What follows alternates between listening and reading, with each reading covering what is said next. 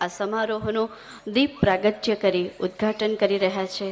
ફરીથી તાળીઓનો ગડગડાટ ઓછો ન જ હોવો જોઈએ.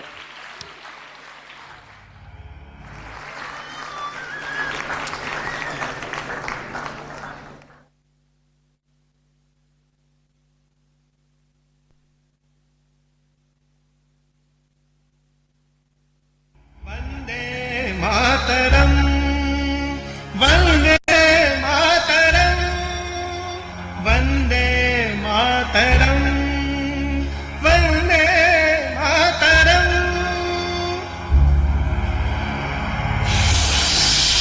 वंदे मातरम मातरम वंदे मातरम वंदे मातरम मातरम वंदे मातरम वंदे मातरम मातरम वंदे मातरम वंदे मातरम मातरम वंदे मातरम वंदे मातरम वंदे मातरम मातरम वंदे मातरम वंदे मातरम वंदे मातरम वंदे